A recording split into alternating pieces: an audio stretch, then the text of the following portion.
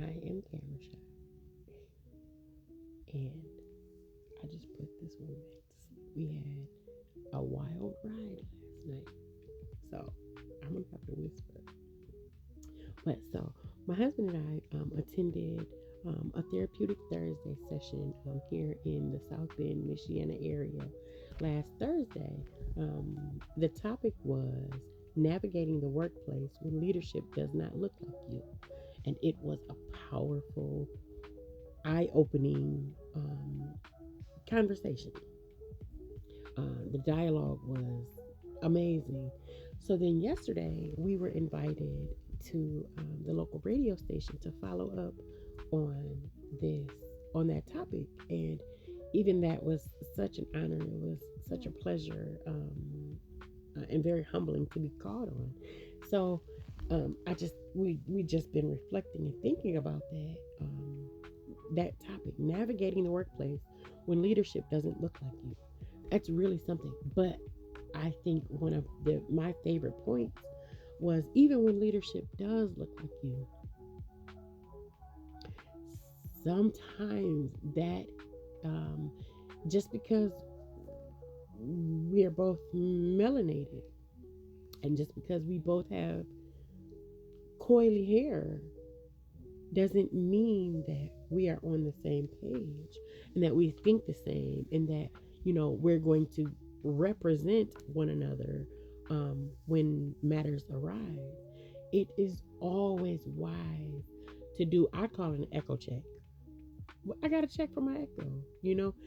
Sometimes, yes, this is a large corporation and you're going to run into people who look like you, but the largest rooms known to man are most times soundproof.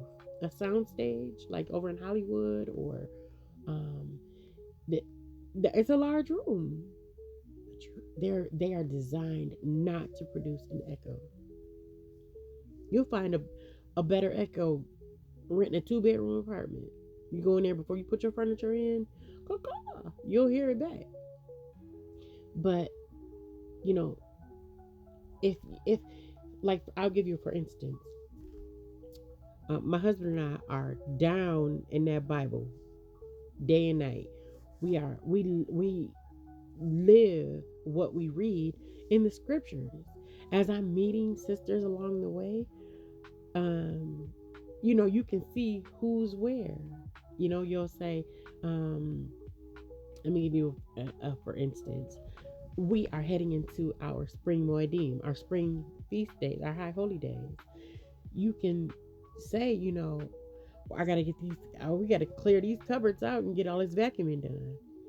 If if if who I'm speaking with doesn't know what I'm referring to, they're like, "What? Like for what?" It's Passover. It's the week of unleavened bread. We have to start getting our unleavened bread recipes together and um, vacuuming and getting all of the leaven out of our home. If you don't know what that's about, we that was the echo test. Uh, Another one that weekly around Thursday or Friday, I'm like, oh, I gotta get ready to start my prep. If you're not saying, oh yeah, girl, me too.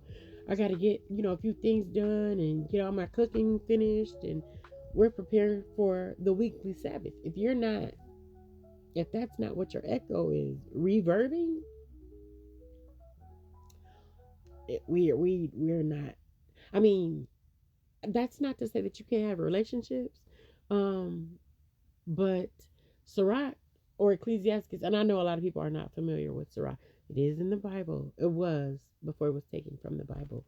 Um, Google prove a friend KJV. Just type that in Google. It will turn up Ecclesiasticus chapter 6 verse 7. I don't even want to hear my kids say nothing about 6 7. Sirach 6 and 7 lets us know that we are to prove a friend. Don't be so hasty to credit. Oh girl, that's my friend. I just met her. That's my friend. That's my new friend. Don't say that. You prove that friendship. Even sisters, I'll say, oh, I found a new, I tell my husband all the time, I found a new sister and she is so like he just looking at me like you didn't found a workaround because you want to call your friend. I don't. I'm learning to apply the wisdom learned in the scriptures. Dear younger years, prove a friend. Check for your echoes and prove a friend. Shall I?